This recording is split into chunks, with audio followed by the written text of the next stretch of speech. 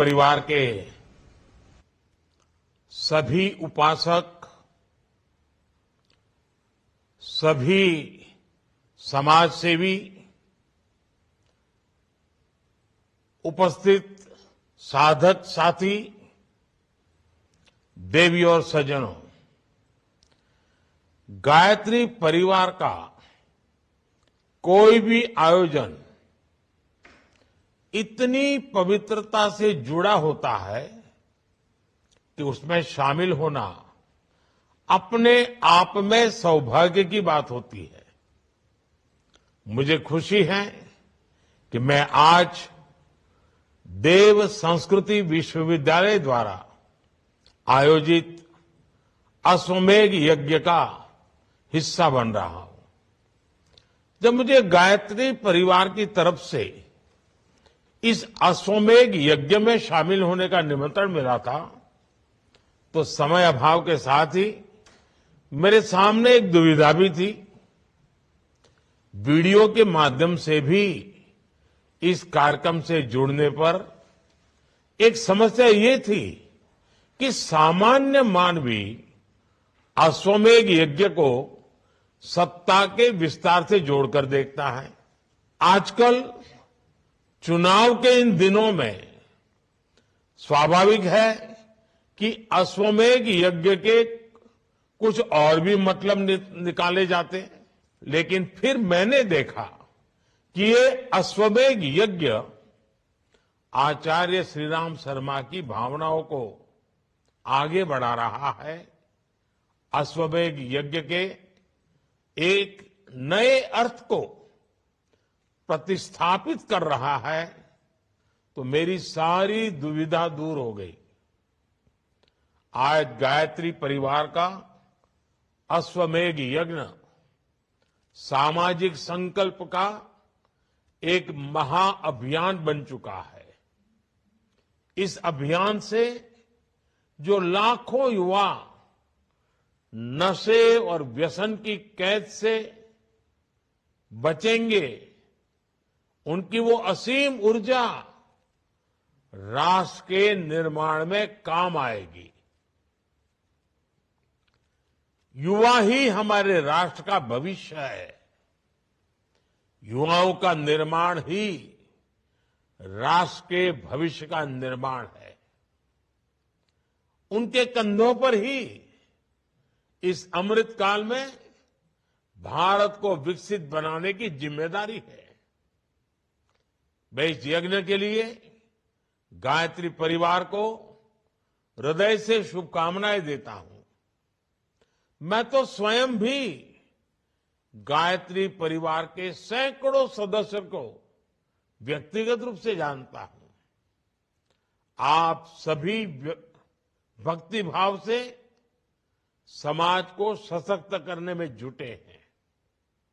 श्रीराम शर्मा जी के तर्क, उनके तथ्य, बुराइयों के खिलाफ लड़ने का उनका साहस, व्यक्तिगत जीवन की सुचिता सबको प्रेरित करने वाली रही है।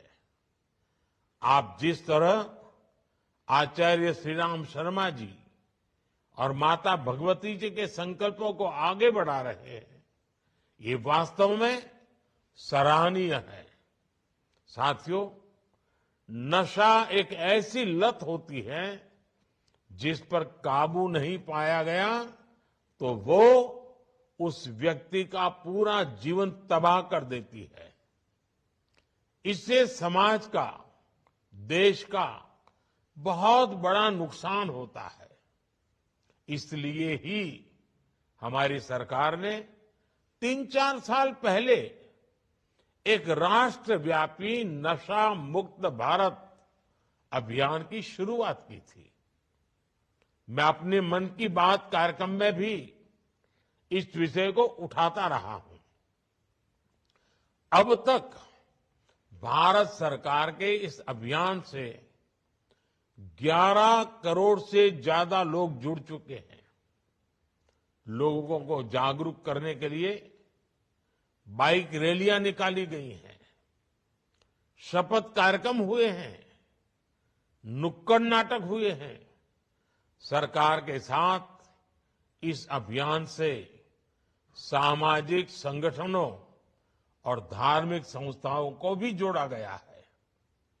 गायत्री परिवार तो खुद इस अभियान में सरकार के साथ सहभागी है। कोशिश यही है कि नशे के खिलाफ संदेश देश के कोने कोने में पहुंचे। हमने देखा है, अगर कहीं सूखी घास के ढेर में आग लगी हो तो कोई उस पर पानी फेंकता है, कोई मिट्टी फेंकता है। ज्यादा समझदार व्यक्ति सूखी घास के उस ढेर में आग से बची घास को दूर हटाने का प्रयास करता है।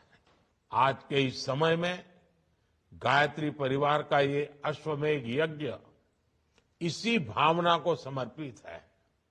हमें अपने युवाओं को नशे से बचाना भी है और जिन्हें नशे की लत लग चुकी है उन्हें नशे की गिरफ्त से छुड़ाना भी है।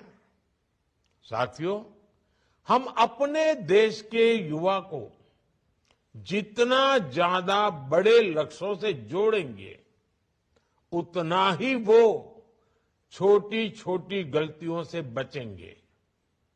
आज देश विकसित भारत के लक्ष्य पर काम कर रहा है। आज देश आत्मनिर्भर होने के लक्ष्य पर काम कर रहा है। आपने देखा है, भारत की अध्यक्षता में G20 समिट का आयोजन one earth, one family, one future की थीम पर हुआ है। आज दुनिया वन सन, वन वर्ल्ड, वन ग्रिड जैसे साझा प्रोजेक्ट्स पर काम करने के लिए तैयार हुई है। वन वर्ल्ड, वन हेल्थ जैसे मिशन आज हमारी साझी मानवीय संवेदनाओं और संकल्पों के गवाह बना रहे हैं।